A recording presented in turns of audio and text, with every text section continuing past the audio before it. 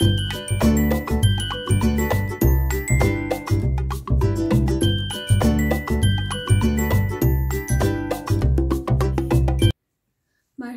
kanalıma hoş geldiniz arkadaşlar. Filiz ben. Bu videomda Zara model önlük süveter yapımı anlatıyorum. Bir önceki videomda farklı bir model anlatmıştım.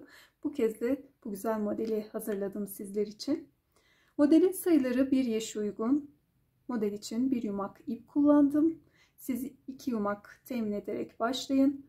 Herkesin örüş şekli farklıdır. Yetmeyebilir. Ölçülerine de bakalım modelimizin.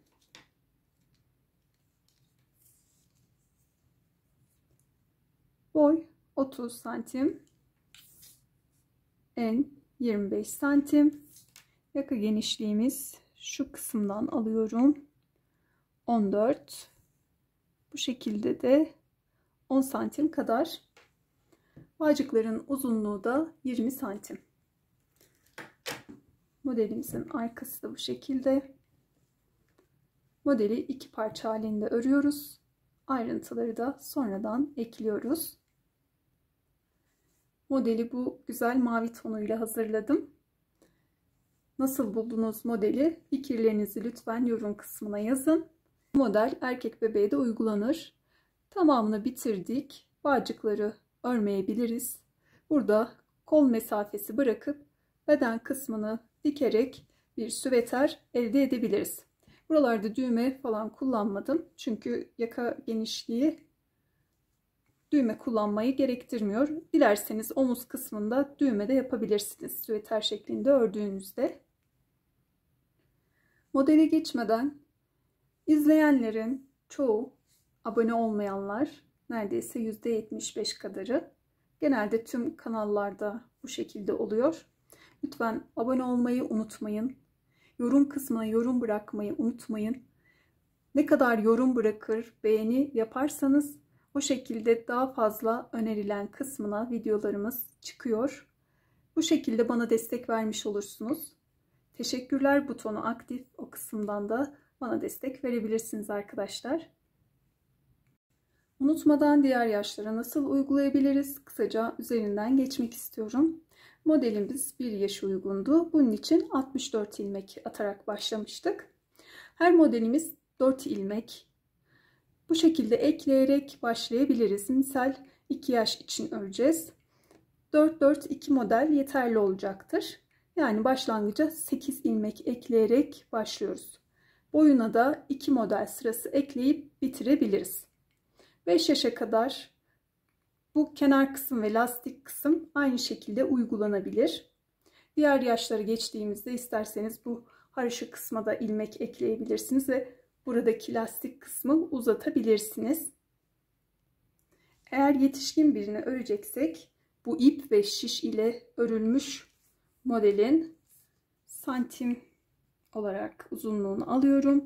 Mesela hemen hemen 2 santim kadar buradaki bir model.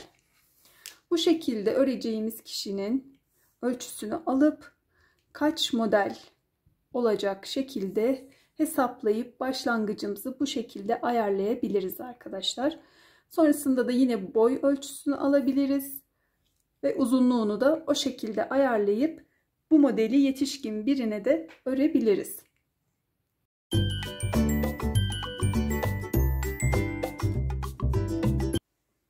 Modelde anti peeling özellikli bebe yünü kullanıyorum. Renk numarası 4687, 100 gram, 250 metre bir ip. Şiş numaram ise 3.75. 4 numara veya 3.5 numara ile de örebilirsiniz. Modele 64 ilmek atarak başlıyoruz.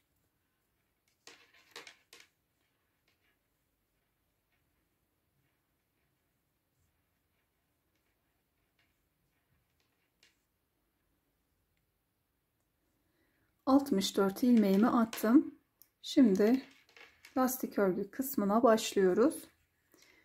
Başta ve sonda 3 ilmeğimizi kullanacağız. Bunu unutmayalım. Lastik kısmı bitene kadar sadece. Evet. Başta 3 ters örüyorum. Bu kenar kısımlar daha güzel görünsün diye uyguluyorum bunu. Sonrasında 2 düz, 2 ters, 2 düz, 2 ters şeklinde devam ediyorum ta ki uçta 3 ilmeğim kalana kadar.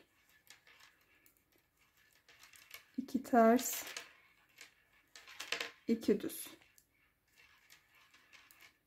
2 ters, 2 düz.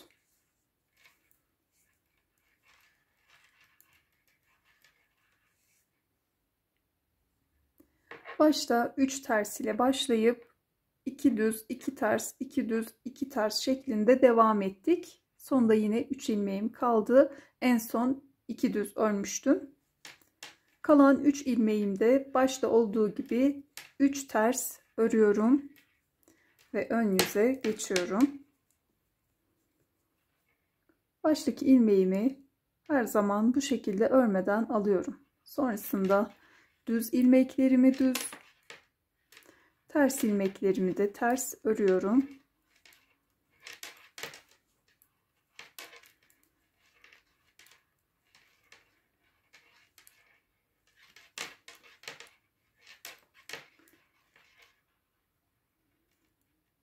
Arka yüzde de ön yüzde de ilmek yönüne göre örüyoruz. Düz ilmekleri düz, ters ilmekleri ters. Devam edelim. Sıra sonuna geldim. 3 düzümü de örüyorum ve sıramı tamamlamış oluyorum. Arka yüze geçiyorum. Arka yüzde de yine baştaki ilmeğimi bu şekilde örmeden alıyorum. Sonrasında ters ilmeklerimi ters, düzleri de düz örüyorum. Bir farklılık yok. Aynı şekilde modelimiz ilerliyor. Sıra sonuna geldiğimizde yine 3 ters ile bitirelim. Ön yüze geçtiğimizde ise başlangıç ilmeğini örmeden alıp yine düzleri düz, tersleri ters örerek lastik örgü kısmını biraz da ilerletip devam edelim.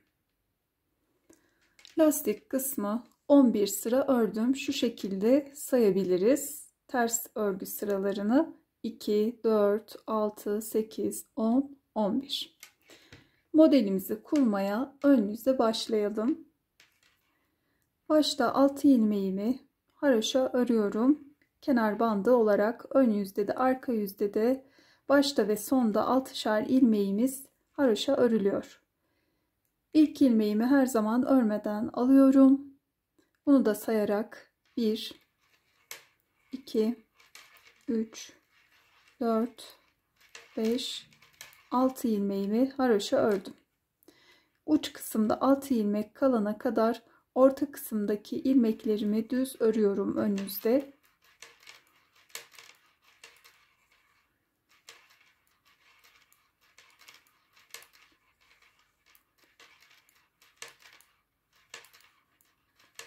İki sıra ördükten sonra modelimizi kuracağız. Direkt kurmayalım. Sıra sonunda 6 ilmeğim kaldı. Bunları da haroşa örüyorum. Arka yüze geçtim. Arka yüzde ipimi arkaya atıp baştaki ilmeğimi sıra başlarında örmeden alıyorum. Sonrasında örmeden aldığım ilmeği de sayarak 6 ilmeği haroşa örmüş olduğum bu şekilde. Orta kısımdaki ilmeklerim de ters örgü.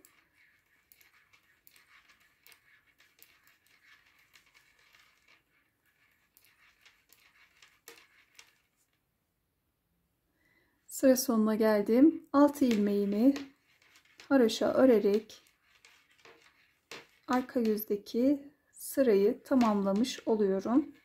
Ön yüze geçtim. Ön yüzde modelimizi kuruyoruz. Modelimiz 4 ve 4'ün katları üzerine kuruluyor. Bu şekilde hesaplayarak modelimizi büyütebiliriz. Kenar kısımdaki 6 ilmek haroşayı ördüm.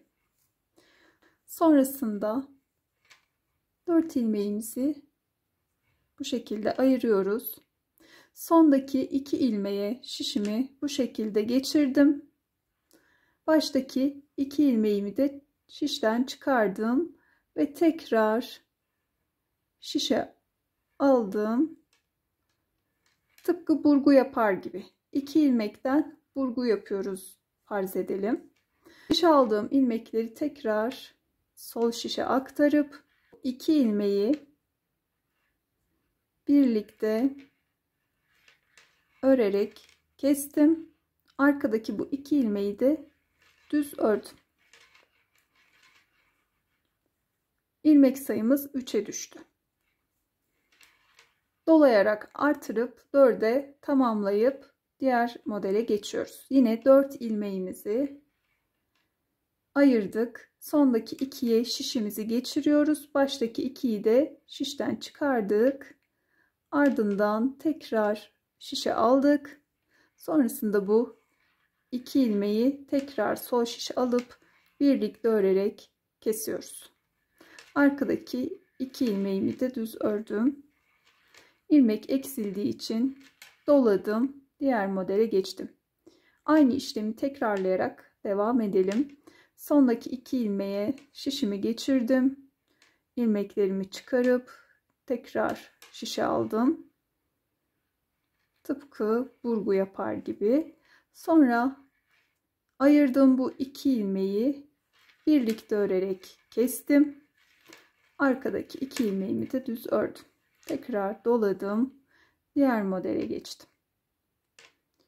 2 ilmeği şişime aldım. İkisini şişten çıkardım ve tekrar şişe aldım.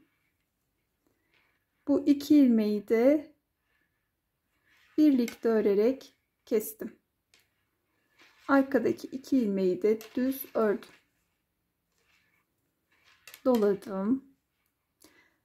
Bu modeli uyguladıktan sonra dolayarak artırmayı unutmayalım. Aksi takdirde ilmeklerimizde eksilme olur. 4 ilmek ayırdım. Sondaki 2'ye şişimi geçirdim. Baştakileri çıkardım. Sonra tekrar şişe aldım. Sonrasında ayırmış olduğum bu 2 ilmeği kestim. Arkadakileri de düz ördüm. Doladım.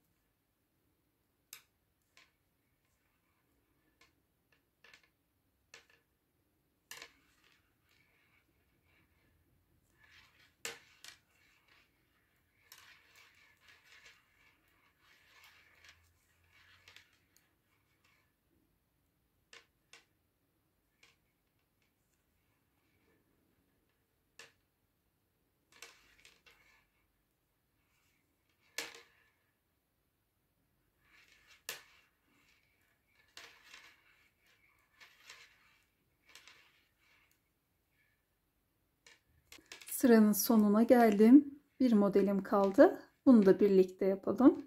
Doladım. Sondaki 2 ilmeğe şişimi geçirdim. Diğerlerini çıkarıp tekrar şişe aldım. Bu ilmekleri birlikte örerek kestim. Arkadaki ilmekleri ise düz ördüm. Son olarak dolayarak bitiriyoruz. Bunu unutmayalım. Son modelimiz eksilir. Doladım. 6 ilmek kenar kısımdaki haroşayı ördüm.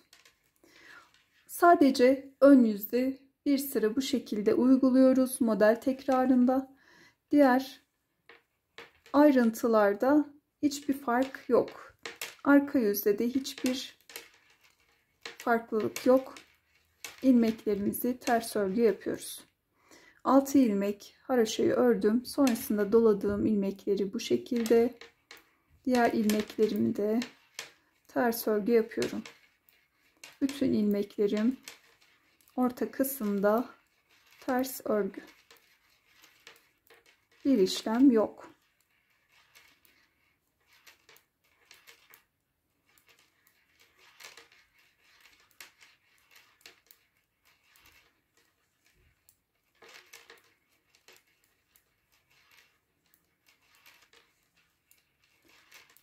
Ön yüzde modelimizi uyguladıktan sonraki ilk sıramız arka yüzde. Bunu 1 olarak sayıyoruz.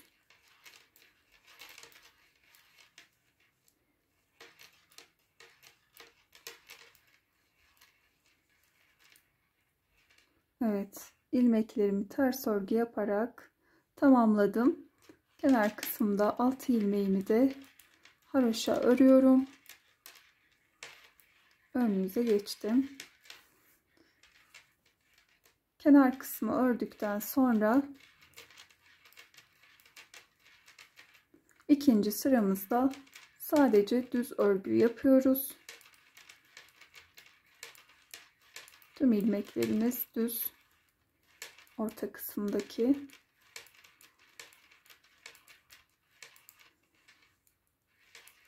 Uç kısma geldiğimizde 6 ilmeğimiz haroşa. Bu ikinci sıramız. Arka yüze geçelim. Yine kenar kısımlar haroşa, orta kısım ters örgü. Bu 3. Ön yüze geçelim. Yine kenar kısımlar haroşa, orta kısım düz. 4. Arka yüzde de yine her iki uç haroşa, orta kısım ters örgü. Bu da 5. Yani her model arasında 5 sıra örüyoruz. Hiçbir işlem uygulamadan ön yüzde düz, arka yüzde ters örerek. Tamamlayalım. İkinci model sıramızı yapalım. 5 sıra ördüm. Modeli uyguladıktan sonra şimdi ön yüzde tekrarlıyoruz. İkinci defa. Haroşa kenarı örüyorum. Ardından yine 4 ilmek üzerinden modelimizi tekrarlayalım. 4 ilmek ayırdık. Sondaki 2'ye şişimizi geçirdik. Baştakileri şişten çıkarıp tekrar şiş aldık. Sonra aldığımız bu 2 ilmeği birlikte örerek kesiyoruz. Arkadaki 2 ilmeğimizi de düz örüyoruz. Her model sonunda dolayarak artırıyoruz. Sonrasında ikinci modele geçiyoruz. Bunu unutmayalım. Sondaki 2 ilmeğe şişimizi geçirdik. Diğer 2 ilmeği şişe alıyoruz. Ardından bu 2 ilmeği de birlikte örüp kesiyoruz. Arkadaki 2 ilmeği de düz örüyoruz. Sonrasında dolayıp 4 ilmek ayırdık. Sondaki ikisine şişimizi geçirdik. Diğerlerini şişten çıkardık.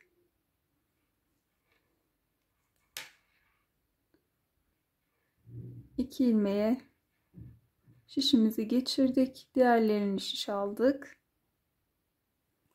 Doladık. Sondaki 2 ilmeğe şişimizi geçirdik. Çıkarmış olduğumuz bu 2 ilmeği de tekrar şiş aldık. Ayırdığımız 2 ilmeği birlikte örerek kestik. Arkadaki 2 ilmeği de düz ördük. Dolayarak tekrarlardan oluşan modelimizi uygulayalım. Sıra sonunda da dolayıp bitirmeyi unutmayalım. 6 ilmek haroşayı örelim.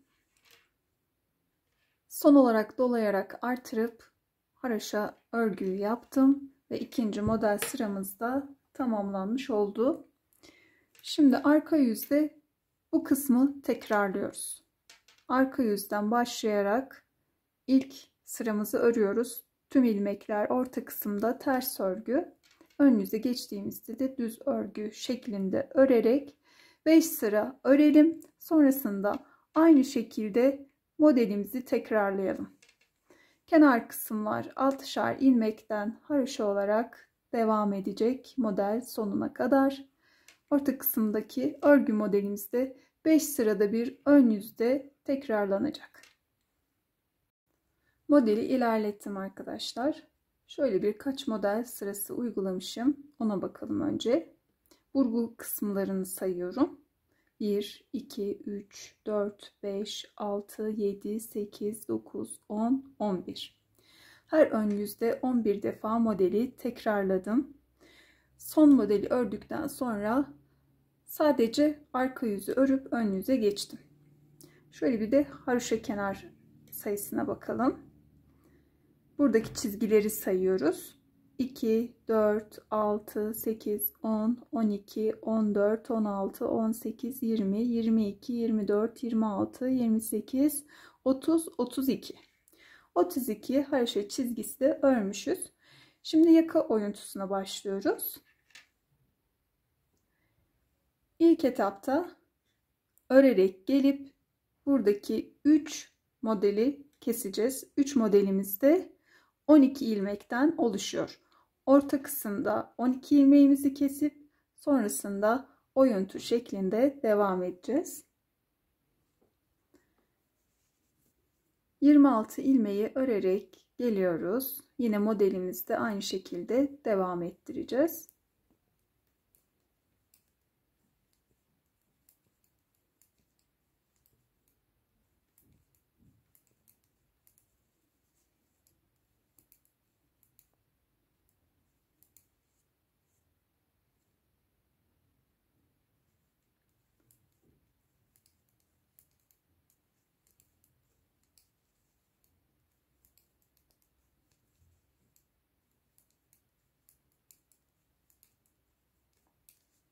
Evet, 26 ilmek ördük. Tekrar bir sayalım.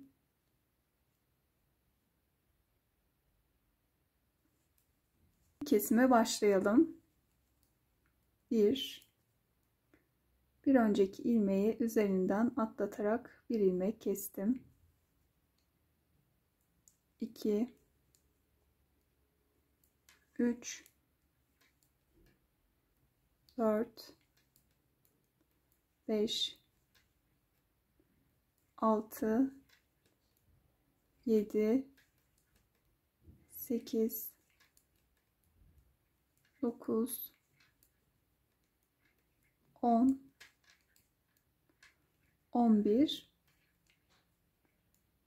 12.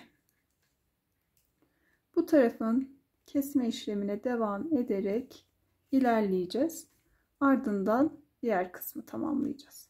Şimdi tüm ilmeklerimizi örüp sıramızı tamamlayalım. Arka yüzü örüp ön yüze geçelim. Arka yüzü tamamladım. Tekrar ön yüzdeyim. Şimdi 4 ilmek kapatıyoruz. 1 2 3 4. Yine sıramızı tamamlayalım. Tekrar ön yüze geçelim. Ön yüzdeyim tekrar. Bir 4 ilmek daha kesiyoruz.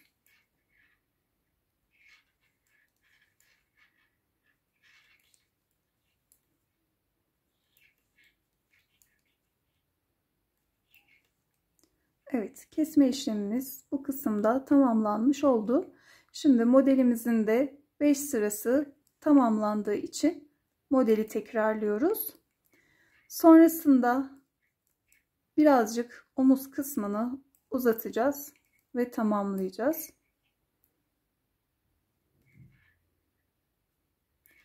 Bir ilmek şişimizde olduğu için bunu da ona ekledik. Bu 2 ilmeği yine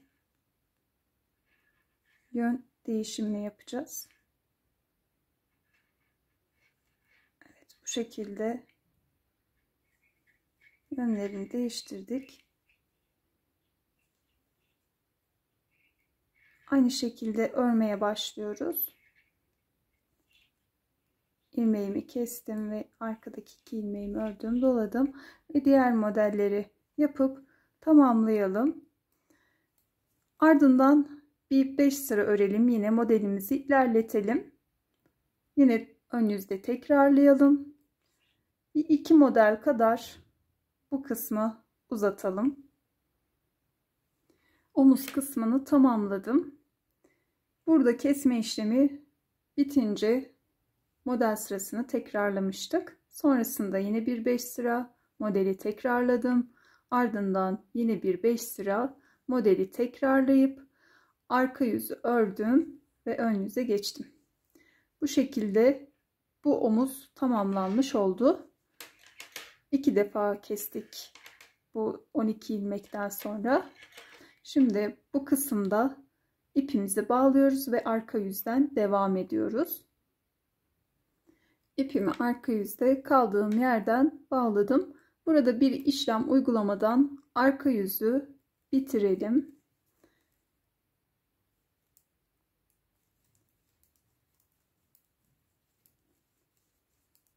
Bu sırayı tamamladıktan sonra ön yüzü örüp arka yüze geçelim.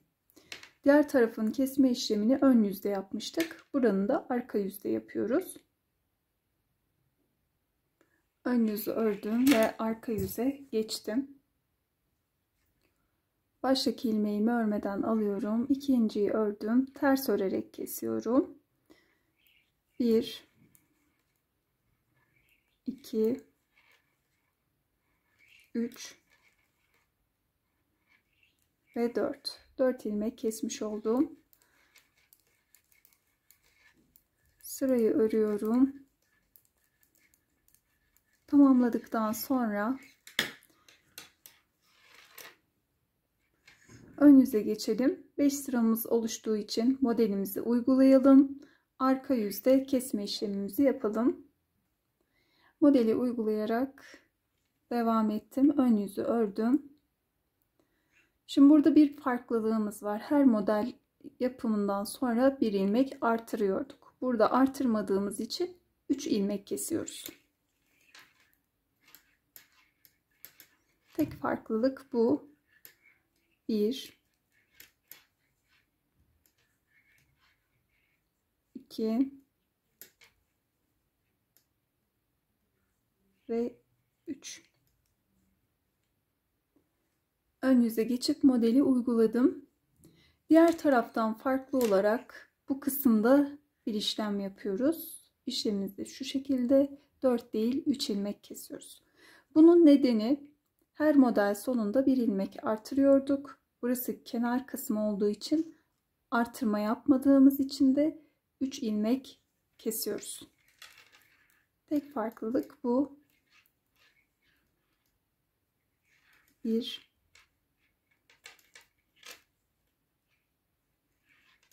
2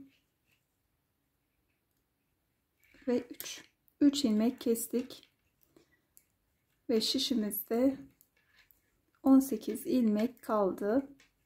Bunları örelim.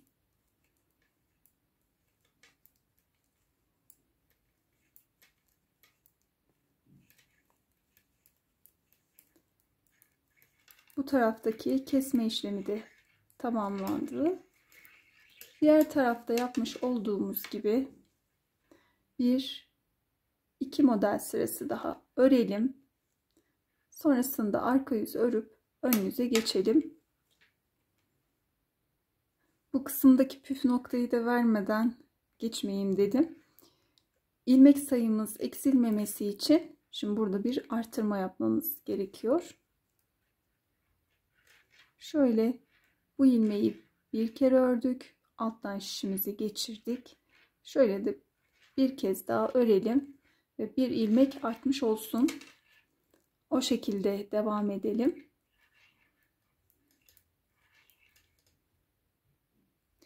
Diğer omuzu da tamamlamış oldum.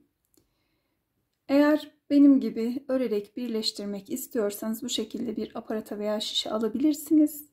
Dikerek birleştirmek istiyorsanız ilmekleri kesip o şekilde devam edebilirsiniz arkadaşlar.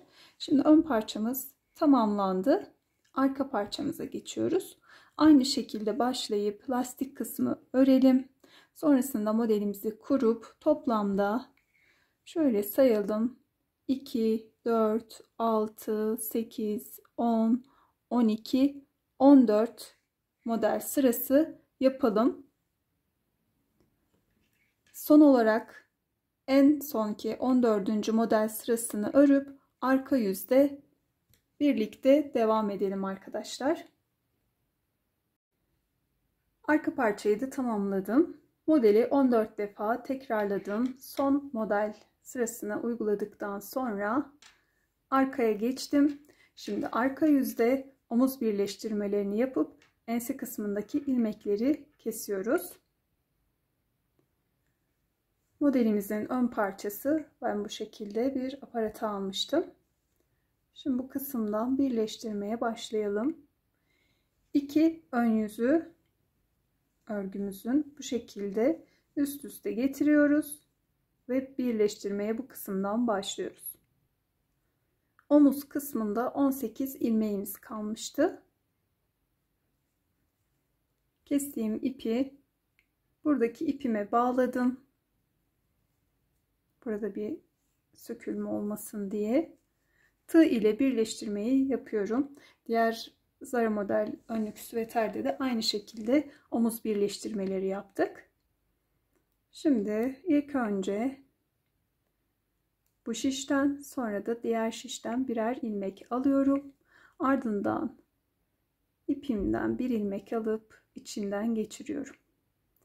Sonrasında aynı şekilde bir buradan bir de buradan ilmek alıyorum. Bu kez tığdaki ilmeğim ile üçünü birlikte örüyorum. Bunu yaparken tığdaki ilmeğimi buradaki ilmek mesafesi kadar uzatıyorum. Omuzda bir kasma olmasın diye. Tekrar bir ilmek buradan, bir ilmek buradan. Ardından üçünü birlikte örüyorum.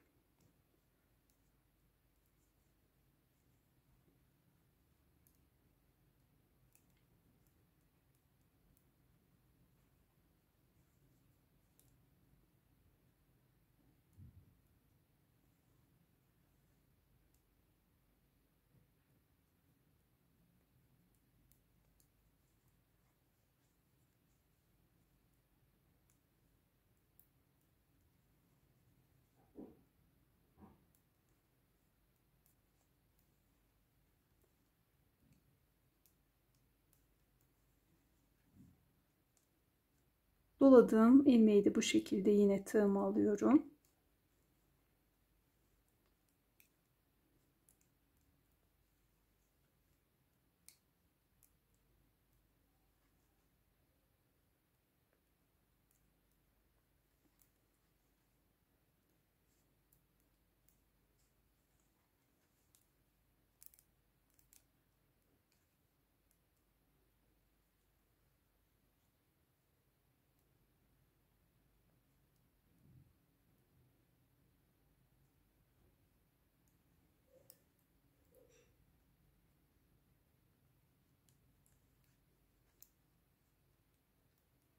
Ve son ilmeklerim. Bu kısmı tamamlamış oldum. Bakın. Şimdi burayı tamamlayalım. Ön yüzde nasıl göründüğüne bakalım. Diğer uçta 18 ilmeğim kalana kadar buradaki ilmekleri de yine ters örerek kapatıyorum. Yine bunu da şu şekilde ters ördüm. Bir önceki ilmeği üzerinden atlatarak kapattım.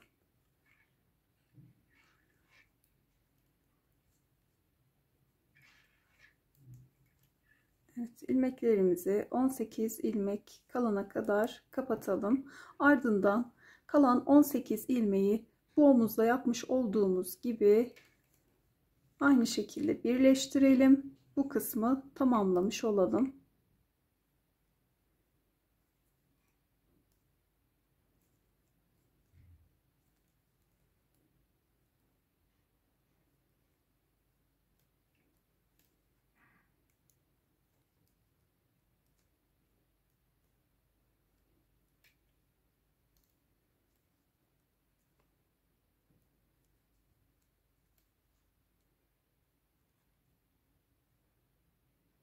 Modelimizin omuzları tamamlandı. Gördüğünüz gibi bu şekilde bir birleştirme yaptık. Şimdi yaka kısmına geçiyoruz.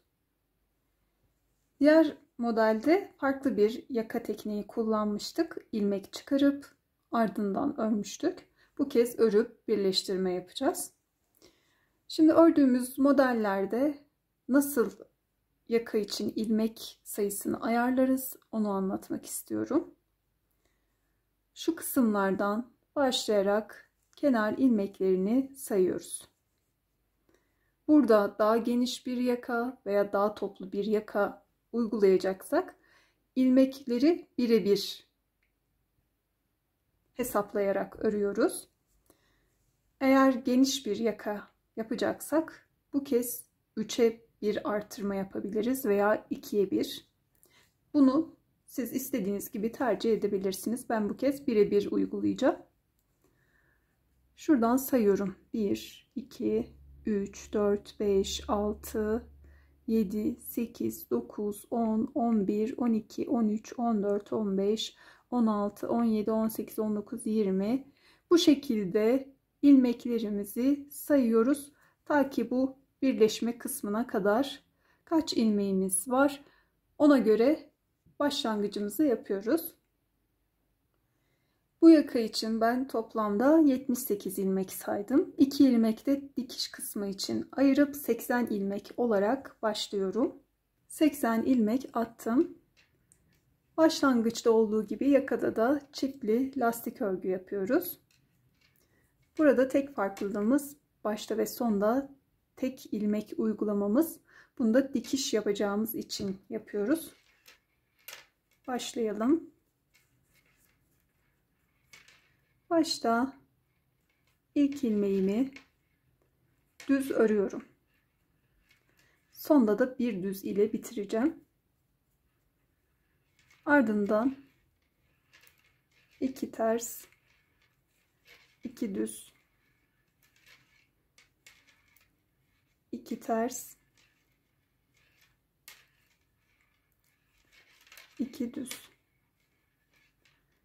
Çiftli lastik örgü kurulumunu yapalım sıra sonuna kadar. Son olarak 2 ters ördüm. Kenar ilmeğini düz örüp sırayı tamamlamış oluyorum. Ön yüze geçtim. Baştaki ilmeğimi sıra başlarında örmeden alıyorum. Ardından düz ilmeklerimi düz, ters ilmeklerimi ters örüyorum. Bu şekilde örerek ilerletelim. İlmek attıktan sonra toplamda 4 sıra örmüş oldum. Arka yüze geçtim ve tüm ilmeklerimi ters örgü yapıyorum.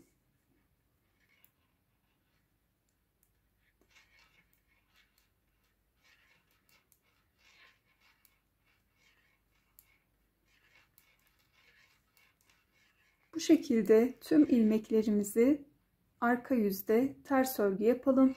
Ön yüze geçtiğimizde de bir sıra düz örelim. Düz örgü kısmını 3 sıra ördüm.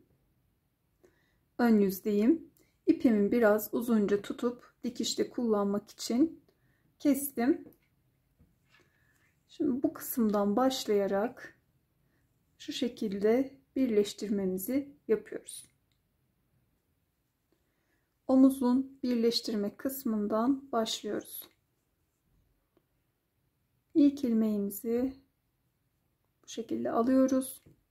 Ardından ilk ilmek yuvasına batıyorum. Arka yüze geçtim.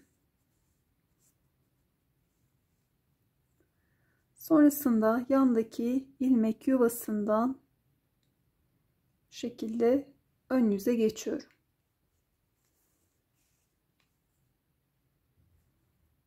Bir önceki ilmeğe iğnemi geçirdim. Ardından sıradaki ilmeğe. Sonrasında bu kısma yanındaki ilmek yuvasına batıyorum. Arka yüze geçtim. Şimdi aynı işlemi tekrarlıyorum. Sıradaki ilmek yuvasından ön yüze çıkıyorum.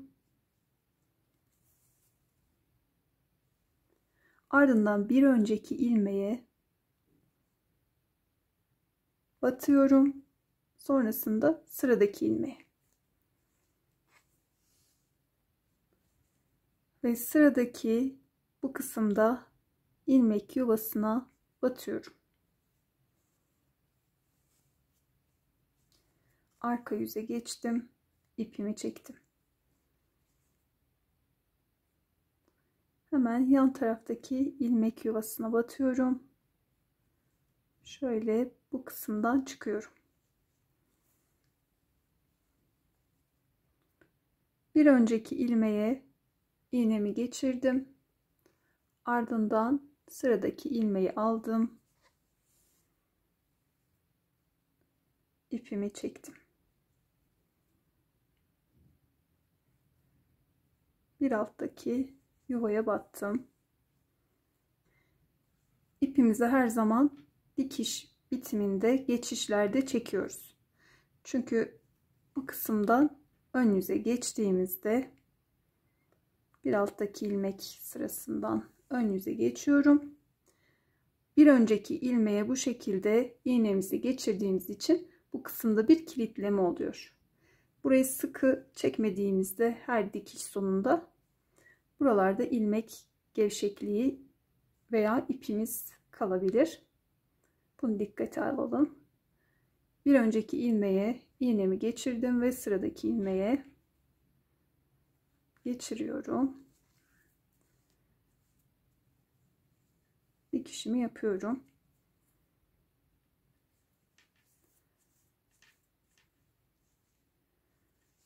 Arka yüzden her zaman bir alttaki sıradan batarak çıkıyoruz. Ön yüzde de bir önceki ilmeğe iğnemizi geçirip sonrasında yeni ilmek alıyoruz. Ardından sıradaki yuvaya batıyoruz.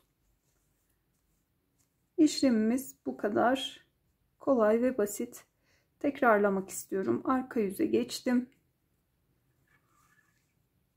Sonrasında sıradaki ilmek yuvama ön yüze çıkıyorum.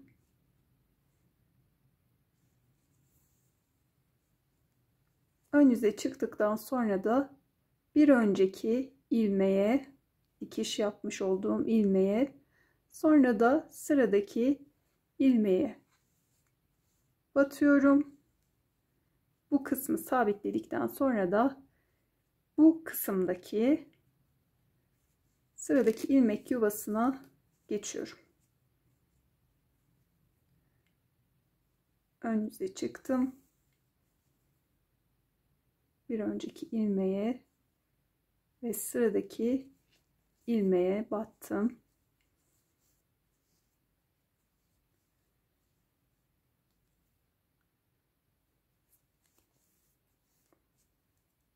Arka yüze geçtim. Arka yüzden tekrar ön yüze geçiyorum.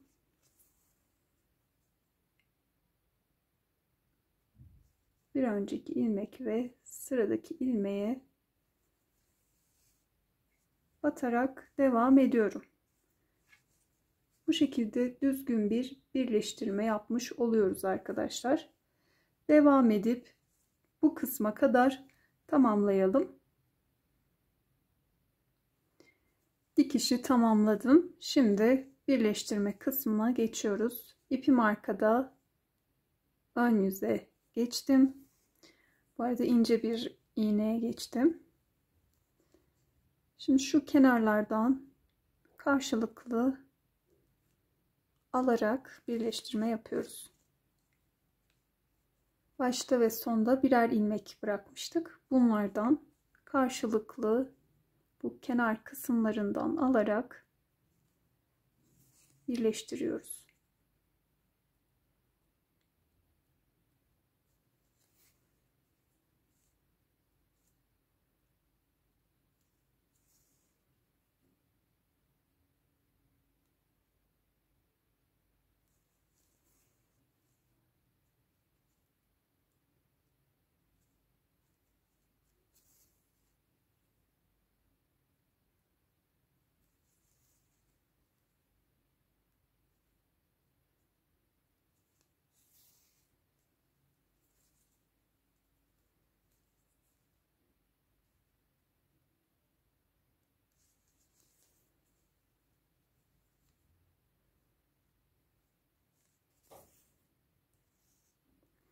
İpimizi bu kısımda sabitleyelim.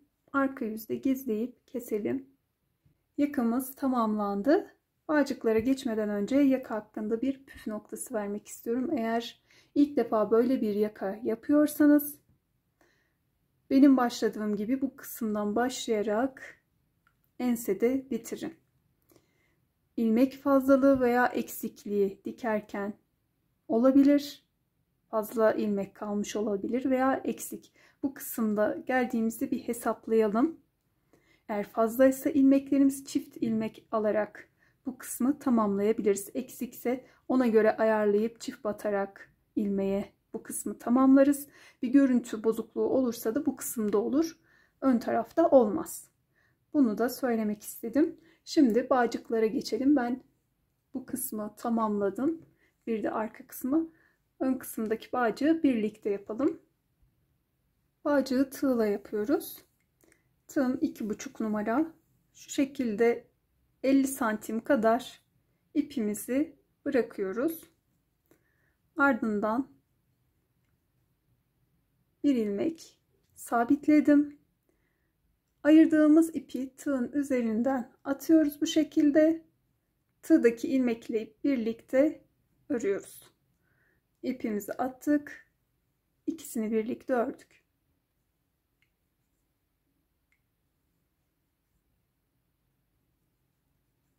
Kolay ve basit bir bağcık yapımı.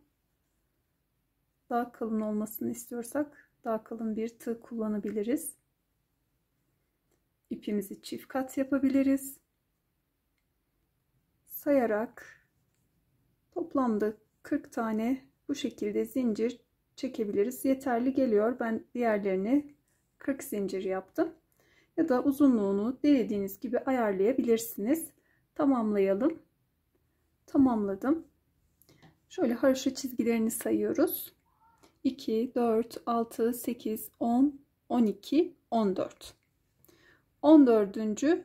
haroşa çizgimizden şöyle ilmeğimizi biraz uzattık. Şu kenar kısımdan batıyorum. Bu ilmeği ön yüze aldım. Burada bıraktım. Yanındaki bir üstteki haroşa çizgisinin kenar kısmından bu ilmeğimi tekrar arka tarafa alıyorum. Ardından sıkıladım. Bir zincir çektim. Ve ipimi kestim. Bu fazla kalan ipimizle bir, iki ilmek atıp düğümleyelim. Sonra da fazla olan bu ipliğimizi arka yüzde şöyle kenarlardan alarak gizleyelim.